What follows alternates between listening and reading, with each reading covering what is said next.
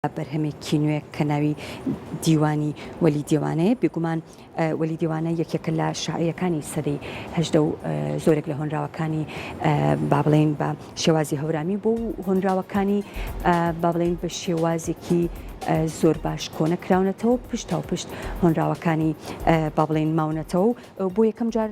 هۆنراوەکانی لە ڕۆژنامەی ژیان و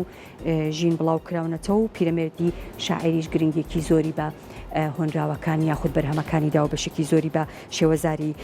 سۆرانی بڵاوکراوەوە و چەند هەڵێکیش هەبوو بۆ کۆکردنەوە و بڵاوکردنەوەی بەرهەمەکانی کە لە ساڵانی 1970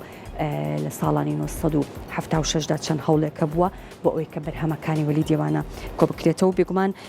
ئەم بەرهەمە یاخود ئەم کتێبە هەوڵێکە بۆ کۆکردنەوەی یاخود هەوڵێکی چەندین ساڵەیە بۆ کۆکردنەوەی بشێکی زۆر لە بەرهەمەکانی وەلی دیوانە قسە و باز لەسەر ئەم دیوانەکەم بە ئامادەبوونی زۆر بەڕێز کۆچەر میرزا نووسەر و سەرۆکی ڕێکخراوی دۆستانی هەڵەبجە بە خێراتی کا کۆچەر بەخێربی سەر چاومان سپاس بۆ تۆ پەیوەندی ڕێکخراوی دۆستانی هەڵەبجە بەم دیوانەوە چییە؟ سەرەتا سپاسە ئێوەکەم دووبارە دیارە ڕێکخراوی دۆستانی هەڵەبجە لە ساڵی 2010 دامسراوە ئەم مانگە کۆتایی مانگە تەمەنی پێێنێتە تەمەنی پێنجەم ساڵی ڕێکخراوەکەوە لە ماوەی ئەو 4 ساڵا ڕێکخراوی دۆستانی هەڵەبجە کاری زۆر لە چاو ئەو توانامادی کە هەیەی و کە ڕێکخراوێکی ناحکومی ناحیزبیە ینی نەحکومەت و ناحیزب پاڵپشتی دارایی ئەم ڕێکخراوەیان نەکردووە بە هاوکاری کۆمەڵێ دۆست و سەرمایەداری ناوچەکە هەڵپشتی کارەکان کراوە سوپاسیانەکەم لێرەوە ئەم کتێبەی بەردەست کە لە بەردەستی بەڕێستایە دیوانی وەلی دیوانێت دەهم بەرهەمی ئەم دەیم کتێبی ڕێکخراوی دۆستانی هەڵەبجەیە کە ڕێکخراوی دۆستانی کار لەسەر کەلتور و مێژوو ئەدەبی هەڵەبجە ئەکا یعنی ئێمە تاکو ئێستا لەسەر کەلتور و مێژوو ئەدەبی هەڵەبجە دە کتێبمان بە چاپ گەیاندووە. زۆر باش ئەگەر باسێک لە ناوەڕۆکی ئەم دیوانە بکەین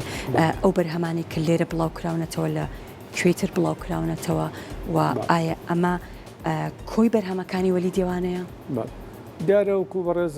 پێشتر ئاماژت پێدایانی وەلی دیوانە شاعرێکی ناسراوە بەڵام بەداخۆ شاعرێکە ڕەنگە بۆنەوەی ئێستا نەناسراوە بێت چونگەنەوەی ئێستا کەمتر حەزیان لە خوێندنەوەیە کەمە خوێندنەوە و شارەزای ئەدەب و مێژوو کەلتوری ئێمە نین ئەوە یەکێکە لە کارە ساتە زۆر گەورەکان وەلی دیوانە یەکەم کەس کە زۆر کاری لەسەر کردووە فەیلسوف و بیرمەند و گەورە پیرەمێردی نەمرە کە توانوێتی شعرەکانی بکا بە سۆرانی و لە ڕۆژنامەی ژین و ژیان ئەوڵای کاتەوە دوجار بەڕێز خاڵی خۆش و مەحموود خاکی لە 1970 هەندێک لە شعرەکانی کۆکاتەوە بە چاپی ئەگەێنێ دوایەوە لە 76 خاڵی خۆش و مامۆستا محەممەد ئەمین هۆرامانی ئەویش بامان شێوە شارەکانی کۆکاتەوە بە هەم دیز لە چاویەدا دوای ئەو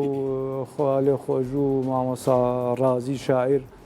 دیوانەکەی بە چاپ ئەگەێنێ دوای ئەو لە ئاخر لە هەوڵەکان دکتۆر خەسرۆجاف دیوانەکەی لە چاپ ئەدا بە هەمان شێوە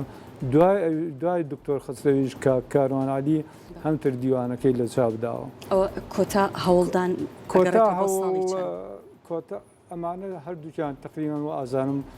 دکتۆر خسرە و کاروان عەلی هەر لە 2000ەکانە بۆ بە تەحدید بە ساڵێک نەڵێم هەڵە دەرچێ بەڵام دو هەوڵی کاک محەممەد ڕەشید ئەمین پاوەیە کە پیاوێکی زۆر ڕۆشنبیر و بەتوانایە لە بواری خۆیان لە بواری ئەدەبا کە لە پاوە ئەژی لە ئیشێکی ئێمە ها بۆ هەڵەبجە وتی من کارێکی وامەیە 15 ساڵە ئیش لەسەوە دیوانە ئەەکەم و کۆمەڵێ شتی ئیزافەیەم کردووە بۆ سەر کەسایەتی وەلی دیوانەوە کۆمەڵێ پرسیاری وەڵام نەدراوە هەیە کە کەس بەڵام پێی بە وەڵامەکەی نەبردووە لەم کتێبە وەڵام داوەتەوە جگە لەوەی کە کۆمەڵێ دەستنووس و شعری تازە دۆزراونەتەوە کە من دەستم پێی گەشتووە و لە ناو ئەم کتێبە بوونی هەیە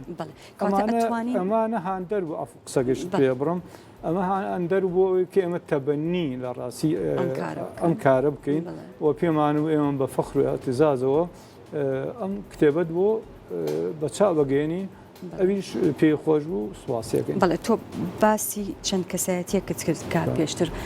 هەوڵی کۆکردنەوەی بەرهەمەکانیان داوە یاخود هەوڵی بڵاوکردنەوەی بەرهەمەکان و با بڵین وەرگێڕانیان بۆ سەر شێوە زارەکانی تر کردووە. ئەتوانین بڵین ناو ئەم دیوانە هەموو ئەو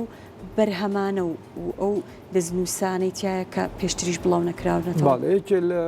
لایەنە باشەکانی ئەمەی کاک محەممەد ڕەشید ئەمین پاوەیی هەموو شعرەکانی وەلی دیوانە دیارە وەلی دیوانە بە شێوەزاری گۆران یان بە شێوەزاری هەورامی شعری نووسیوە لە سەردەماوا بووە شعر بە شێوەزارە نووسراوە.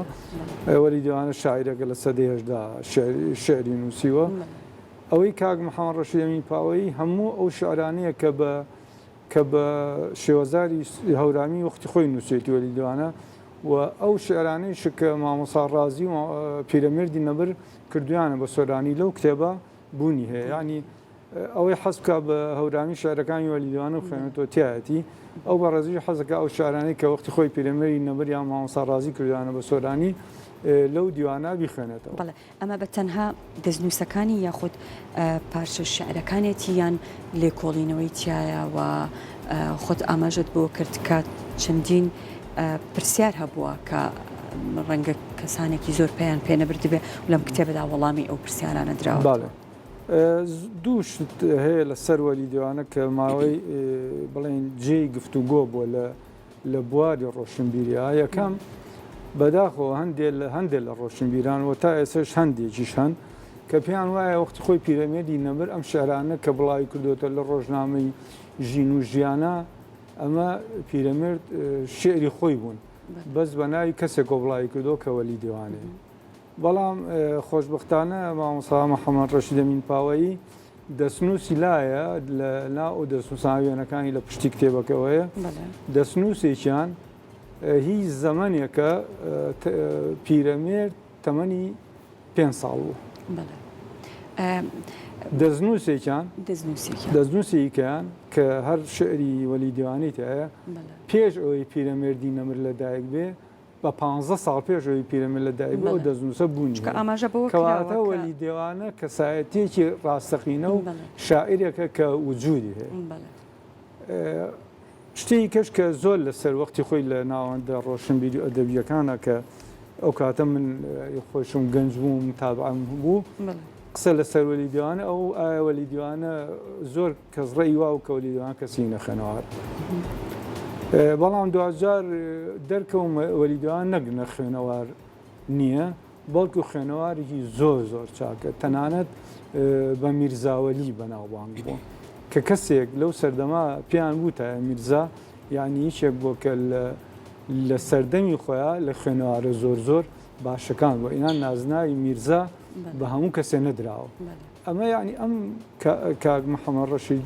ئەم دوو شتەی یەکلایی کردوێتەوە بۆ ئەوی کەس قسە لەسەر ئەم کەسایەتێ بۆ جۆرە نەکە. لەناو ئەم دیوانەدا بە تەنها با بڵێن شعرەکان و لایەنی با بڵێن ئەدەبی وەلی دیوانەی تایە یان ژیانی تایبەتی و کەسایەتی و گرنگی بەوەش دراوە کە لەو سەردەمایە چۆن ژیاوە. بێگومان ینی من هەر لێەوە بچمە سەر بابەتێکی کە ینی بی بەسمەوە بە شتێکیکەوە. ئەمە ژیانی وەلی دیوانی تایە و پشتی بەسۆ بەو سەرچاوانەی پێشووتر و کۆمەڵشتی لەکوێ لە دایک وەکەی لە دایک وە ناوی چییە لە چ تیرەیەکە لە چی ئەمانەی هەموو پشتبەستن بەوانەی کە خۆشی بیر و بۆچنی خۆیە ئەمانەی ساخ کردووە. بەڵام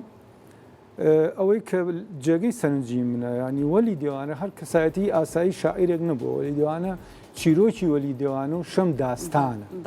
داستانێکی دڵداری گەورەیە. میلەتانی دنیا ئەگەر سیر بکەی بڵێن ئینگلیزەکان باز لە ڕۆمیۆ و جولیێت دەکەن هاتوون ئەم ڕۆمیۆ و جولیێتیان کردووە بە ینی بووە بە شتەی جیهانی بووە بە شانۆ نەچیرۆ بووە بە شانۆ بووە بە فیلم وای لێ هاتووە مناڵی کورد ینی خێزانی کورد مناڵەکەی ناوانێ ڕۆمیۆ مناڵەکەی ناوانێ جولیێت عەرەبیش بە هەمان شێوە داستانێکیانەیە بە ناوی قەیس و لەیلا. ئەم قەیس و لەیلایە لە مەسەڵەن ئەحمەد شۆقی کردوێتی بە شێعر لەیل و مەجنون باشە کردیانە بەشانەوە چەنەها فلیمیان لەسەر دەرکردووە. ئێمە داستانێکی واقعیمان هەیە بە ناوی خۆشەویستی لە بینی ئەم کەسە شاعیریشە لە بینی وەلی دێوانە و شەما کە شەم نەبووە بە وەلی دێوانە وەلی دێوانە وەکو نیمچە شێتی لاتۆ و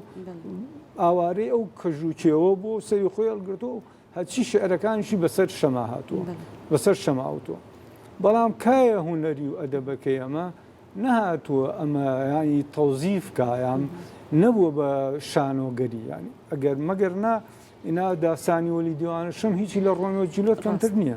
هیچی لە لەیل و مەجنون کەمتر نییە. بەڵام ئەوەیە کە ئێمە کەم تەرخەم بووین ینی وەکو پێویست شانۆکارەکانمان نەهاتون ئەمە بکەن بە شانۆیی تا ئێستا نەبووە بە فلیم. هۆکاری ئەمە چییە کە تا ئێستا تەوزیف نەکراوە؟ تەوزیف نەکراوە هۆکار خودی ناوەندە ڕۆشنبیری هوەرەکەیە کە نەمانتوانیەوە داستا سەرچاوانە نەکەدەمە ئەمە نییە ینی ئێمە لەناو ئێمە خەج و سیامەند هەیە مەموزین هەیە ینی کۆمەڵی داستانی گەورەی دڵاوی کە هەیە ئەگەر هی میلەتی کە وایە ئێستا هەموو دنیای داگیر کردو و هەموو جۆرێکەوە. بوونی ئەم جۆرە بەرهەمانە و بە تایبەتی گرنگی پێدانی ئەم جۆرە شاعیرە گەورانە کە ڕەنگە بەرهەمەکانیان تا ڕادەیەک بڵاوبوونەوەیان کەم بوو بێت لەم لاوێ ولا زۆر بەرهەمەکانیان لە بەردەستانە بێت ئەمە چەندێک گرنگە بۆ ئەوەی کە لە کتێبخانەی کوردیە بوونی هەبێت. بێگومانەوە دایمە من خۆم پەروەردەکارم ینی ئێمە بێ سەر لە نوێ ئەوە زۆر زۆر گرنگە هەموو وینەکەڵم لە هەموو چاپێکنا بە نووسین بێبار شێڵە هەموو شتێ بە فلتەری پەروەرداوەڕۆ هەموو گۆڕانکاریە ینی ئەمە گە بمانێ لە هەر ئاسێگا گۆڕانکاری بکەین ئەگە بمانێ نەوەکانمان وەلی دێوانە بناسن ئەبێ لە ڕێگەی پەروەردەوە بزانن وەلی دێوانی چێ مەگەر ناوەلی دێوانە خۆ ئیسە خەڵک وەلی دێوانە ناناسێ بەڵام کەس نییە گۆرانی یاران وەستمی خاڵی خۆش و ماوەساکەریم کابانی لە بەر نەبێ یاران وەستم شعری وەلی دێوانێ کەس نییە گۆرانی ئەی شەمیشەوانی ماوەسا بڵێن قادر کابانی لە بەر نەبێت کە وابزانام ئاوازی ماوەسەکەریم کابانە ئەوە شعری وەلی دێوانێ کەس نییە گۆرانی ئەی من ناشادم هەر من ناشادمی ماوەسای برایم خیار نەزانێ کە ئەمە شعری وەلی دێوانێ خەڵک گۆرانی بێژەکان ناسێ شارەکەی شێڵێتەوە بەس نازانێت شەی کەڵە شاعیرەکە زۆر ڕاستە ینی شعری وەلی دیوانە من زۆر ینی شارەکانی خوێندەوە هەم بە ورامیش چێژی لێوەرگمم بە سۆرانی چێژی لێوەرەگرم هەموو شعرەکانی بوو ئەوە شێ بکرێت بە گۆرانی. هیچ با بڵێن بەرهەمێک یاخود هیچ هۆنراوەیەک ماوە کە هەست بکەن لە شوێنێکە یان دەستی ئێوەی پێنەگەشتووە یاخود پێویستە کاگەڕانی زیاتر بکرێت بەدوایە بۆ ئەوەی کە بدۆزرێتەوە ئەویش بکرێتە ناو دیوانێکی لەم شێوەی و تا ئێستا بڵاو نەبوو بێتەوە. وەڵا ئەو بریا مامۆستا محەممەد ڕەشید ئەمین پاوەی ئەبوو لێرە بووە بەڵام خۆ دەزانێ و لە پاوەی و ئەوانە و ئێمەش ئەم کتێبمان بۆین کردووە حەزم کرد ئەوەی کە مامۆساڵێ 15 ساڵ کاری لەسا کردو ئەوەیە کە تا ئێستا دەسی پێگەشتەوە بەڵام ئەو ئەڵێ من دڵنیام وەلی دێوانە شعری زۆر زۆر لەوەکە ئەوەنە شعریەوە بەڵام فۆتەوە بەڵام ئەکرێت لە مزگەوتێکە لە سوچی ماڵێکە لە ماوە تایبەتی لە ڕۆژهەڵاتە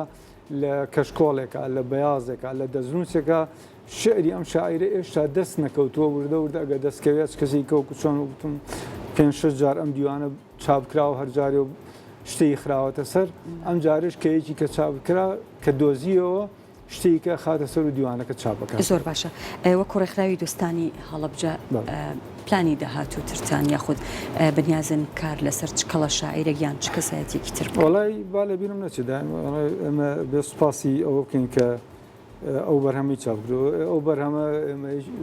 بڵێن لەسەر ئەرکی بەڕێز دکتۆرە باڵ ئەو بەکر پارێزگاری سلێمانی بە چاپگەێنراوە زۆر سوپاسێکن وە دکتۆر هەواڵ چەند کارێکەشی پشتگیری ئیشەکانمانی کردووە زۆر سپاس ماڵی ئاوێ